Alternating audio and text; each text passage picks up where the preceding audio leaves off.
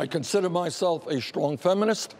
In fact, Gloria Steinem, everybody knows Gloria is one of the leading feminists in America, made me an honorary woman many, many years ago. I don't know exactly what that meant, but I accepted it when she came to campaign for me. If you look at my record in terms of fighting for women's rights, there are very few members of Congress who have a stronger record. It's 100% lifetime, and I've been there for a while. When you talk about women's rights, it means, to me, very importantly, economic rights, the right to earn a good living to take care of your family. We will end the absurdity of women today making 79 cents on the dollar compared to men. Minority women, women of color, are making substantially less. We have got to raise the minimum wage in this country to a living wage. That will impact all people. It will impact women more than men as we raise the minimum wage to $15 an hour.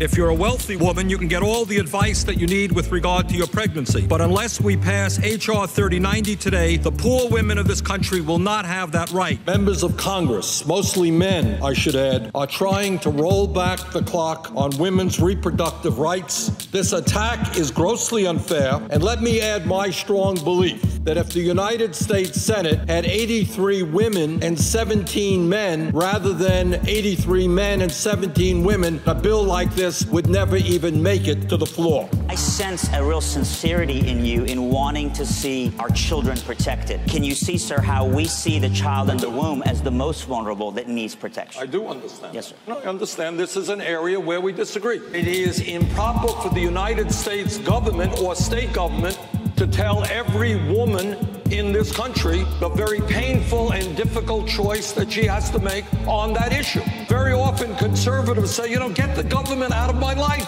I don't want the government telling me what to do.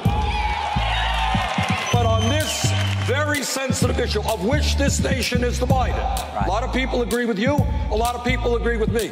But my view is, I respect absolutely a family that says, no, we are not going to have an abortion. But I would hope that other people respect the very painful and difficult choice that many women feel they have to make and don't want the government telling them what they have to do. All right, so one more point, Chris. I'm trying to win her vote. Leave me alone here. Hillary Clinton and I have a disagreement on a very important issue that impacts everybody, but especially women. Senior women are twice as likely as senior men to live in poverty, and the average senior woman receives approximately $4,000 less a year than a senior man. I believe that we should expand Social Security benefits by lifting the cap on taxable income. That will help millions of low-income seniors, especially women. Yes, the wealthiest people, the top 1.5%, will pay more in taxes. But a great nation like ours should not be in a position where elderly people are cutting their pills in half, where they don't have decent nutrition, where they can't heat their homes in the wintertime. We are not going to balance the budget on the backs of the elderly, disabled vets, the sick, the women, or the children. And we will join the rest of the industrialized world in saying that paid family and medical leave should be a right of all working families. Our country will be a different and better place when moms and dads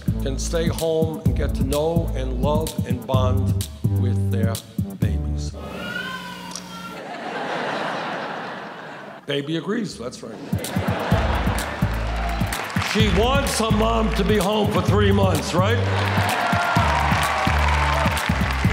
Not only was Bernie fighting for civil rights in the 60s, he was also fighting for gay marriage in the 80s. For young people who are saddled by debt in this country, Senator Sanders says enough is enough.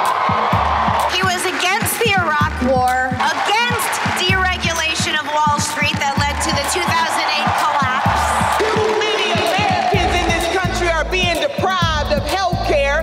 The senator says enough is enough. Where other candidates are getting gigantic sums of money from billionaires in exchange for compromising favors, Bernie is not for sale.